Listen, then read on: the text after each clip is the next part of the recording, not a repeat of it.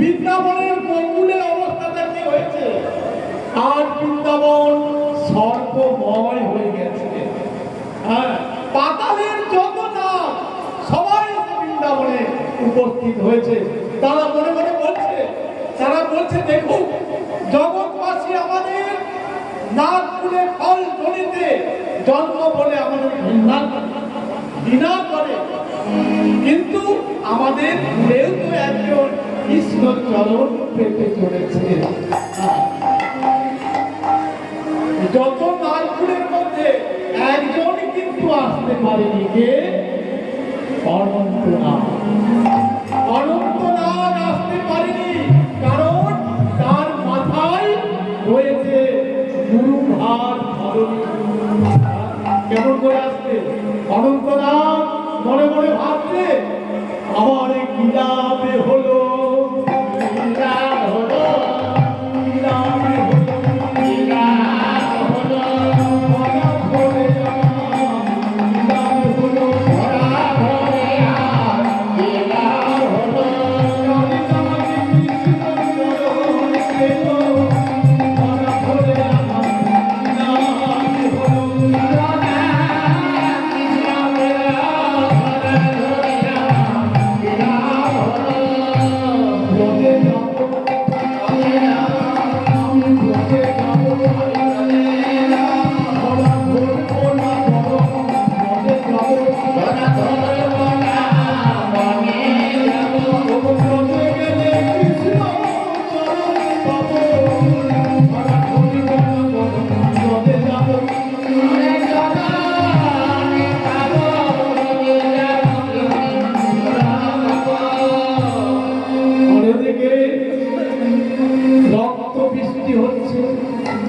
নানান আমন্ত্রণ। বৃন্দাবনের ভাবটি কেমন? দিবসে আধার গোকুল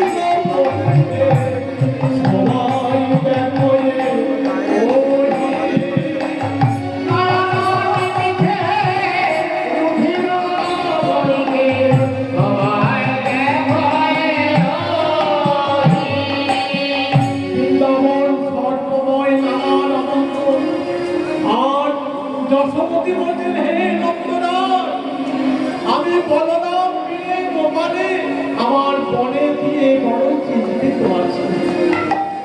আমার নাচিছে দাহিন অঙ্গ, নাচিছে দাহিন অঙ্গ, নাচিছে দাহিন অঙ্গ, নাচিছে দাহিন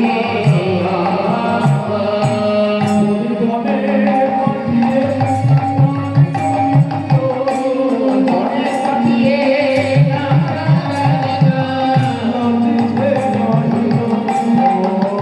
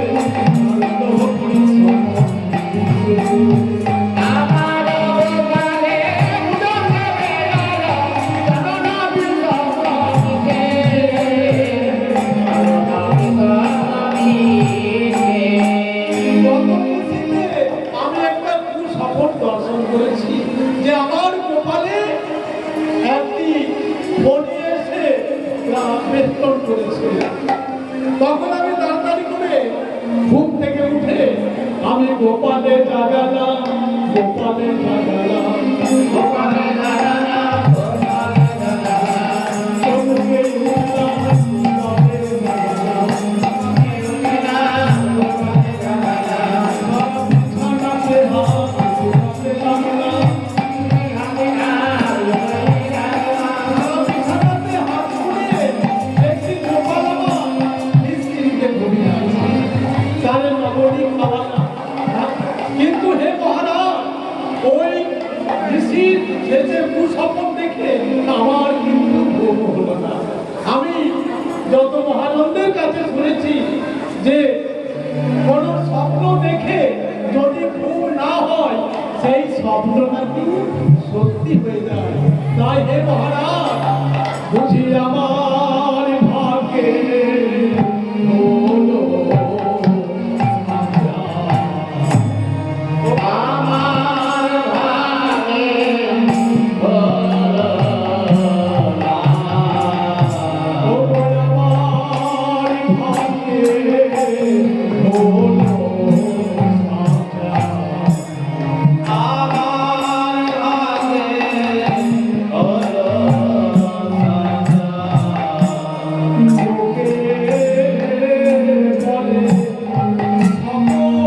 লোকে বলে সকলে মিথ্যা, বুঝি আমার ভাগ্যে হলো ও গো লোকে বলে সকলে মিথ্যা, আমার ভাগ্যে হলো সাজা। হে মহারাজ, বলরাম পিতা গোপাল যখন মনে গেছে নিশ্চয়ই আমার কোনো অমঙ্গল হয়েছে, তাই চলো আর বিলম্ব চলতে হয় না। তখন নন্দ যশোমতি গোপ গোপী বিচার করে বলে, আর বলরাম পিতা কথা বলে জানাই গিয়েছে বলে,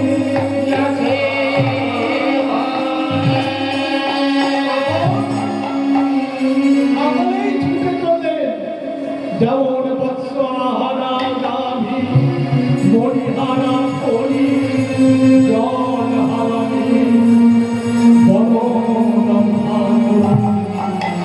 এইভাবে চলেছে। গোপাল গোপাল বলে সকলে ছুটে চলেছে। আর এদিকে সখা সুমন রাখাল মণ্ডলী ছেড়ে মা বাবাকে সান্ত্বনা দেওয়ার জন্য ছুটে আসছে।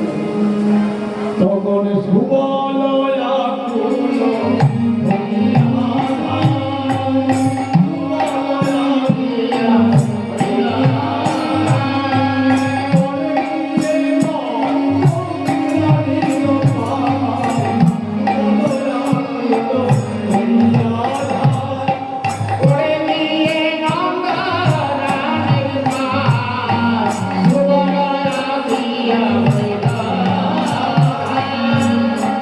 সুবলকে দেখে আর যশোমতি বলছেন, ওরে সুবল, ওরে সুবল, আমার কানাই কোথায় বল, আমার কানাই কোথায় বল, তোদের মধ্যে আমার কানাইকে দেখতে পাচ্ছি না। সুবল আজ বোল হারা হয়ে গেছে, সুবল বোল হারা হয়ে গেছে। আরে সুবল, তুই বোল হারা কেন বাবা বল? তাহলে কি তোদের রাখালে রাখালে দ্বন্দ্ব হয়েছে, কিংবা কংসের জ্বর এসে কোনো অমঙ্গল ঘটিয়েছে? বল বল, চুপ করে থাকিস না বাবা বল। সুবল বলছে, বাবু সেই পত্রের মতো কুবল আমি সুবল হয়ে কেমন করে করি বল? জলের ভিতর আছে টানা,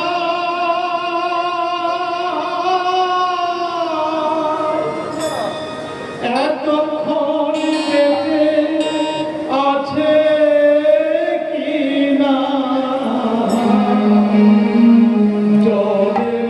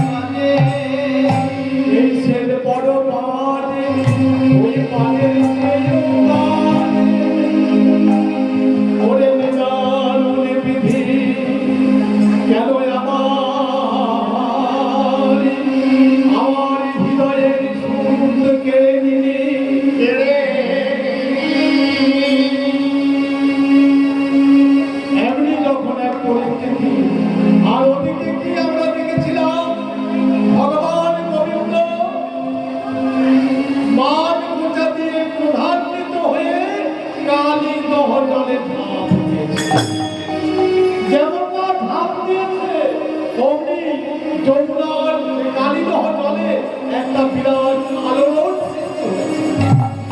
বিশ্বভর মূর্তি ধারণ করে গোবিন্দ আমার ঝপ করেছে। কালিমার মনে চিন্তা দেখি আমার দহজলে কেউ মনে হয় ঝাঁপ দিল, কার আমার দুর্মতি হলো, কার আমার সাহস, আমার দহজলে ঝাঁপ দিলে সকলে সন্ত্রাস, সকলে ভয় পায় আমার এই দহজলে। আর কার এমন দুর্গতি হলো আমার দহজলে ঝাঁপ দিল, তার সাহস তো কম নয়, সাহস তো কম নয়, সাহস তো কম নয়, সাহস তো কম নয়, দহজলে ঝাঁপ দিল, সাহস তো কম নয়, দহজলে ঝাঁপ দিল, সাহস তো কম নয়। দংশন করিব, দংশন করিব, আমি দংশন করিব, দংশন করিব, এই হোক মানিব না, দংশন করিব, এই হোক মানিব না, দংশন করিব। অনন্ত ভরা বিস্তার করে আর ছুটে চললেন দংশন করার জন্য। কিন্তু গিয়ে দেখছে কেউ কোথাও নেই। গোবিন্দ আমার কি করছে, একটি ছোট্ট শিশু, শিশু মূর্তি ধারণ করে আর ওই দহজলে ভাসতে শুরু করছে।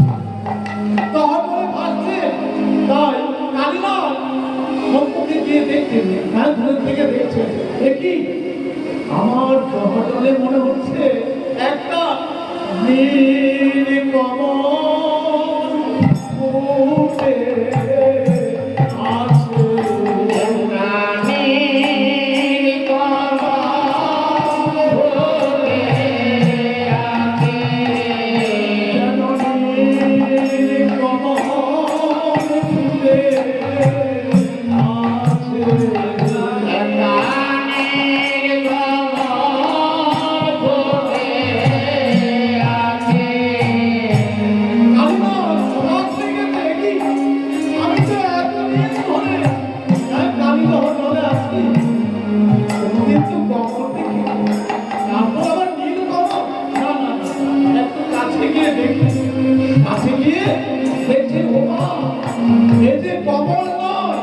কমলের চেয়েও অতি কোমল একটি শিশু।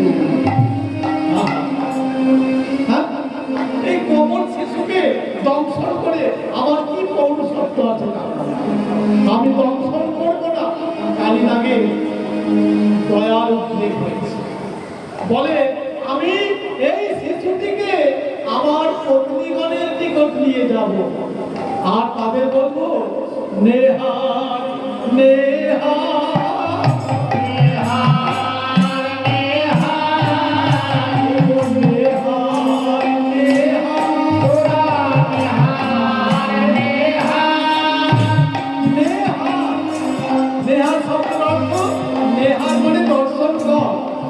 আর বলতে চাইছে নেহা গলার হার নেই।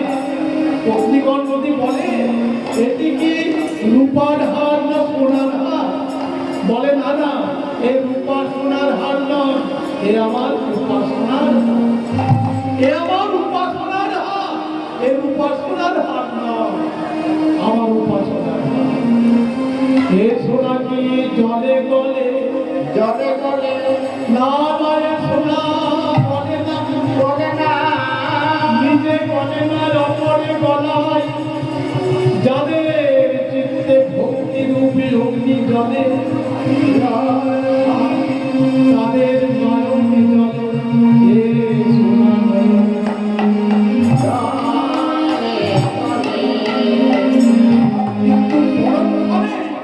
এতক্ষণ তো কালীনাথ ভাবা ভেঙেছিল, পরক্ষণে তার সঙ্গীত দেখি আমার মতো প্রভাবশালী, আমার মতো প্রতাপশালী নাগের মনে এমন কোমল ভাব কেন? না না, আমি তাকে দংশন করব, দংশন করিব, দংশন করিব, যেই হোক মানিব না, দংশন করিব, যেই হোক মানিব না, দংশন করিব, যেই হোক মানিব না, দংশন করিব, যেই হোক মানিব না, দংশন করিব, যেই হোক মানিব না,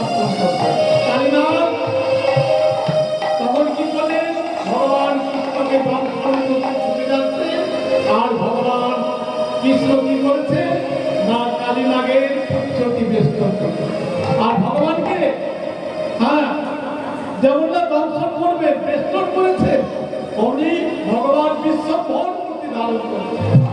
কালীনাগ দর্শন করতে যাবেন ভগবান বস্তর মূর্তি ধারণ করেছেন। কালীনাগের সমস্ত বিষ তত্ত্ব ভেঙে চূর্ণ বিচূর্ণ হয়ে গেছে। তখন কালীনাগের এই অবস্থা দেখে ভগবান কৃষ্ণ অতি সম্মান করে কালীনাগের উচ্চ দৃষ্টি ধারণ করে আর কালীনাগের মূল ফণার উপর দাঁড়িয়ে উঠেছে। তখন ফণাই ফণাই পবন করে কত বড় হইতে নাচে নহরি ফণাই ফণাই পবন করে কত বড় হইতে নাচে নহরি ফণাই ফণাই কত বড় হইতে নাচে নহরি ফণাই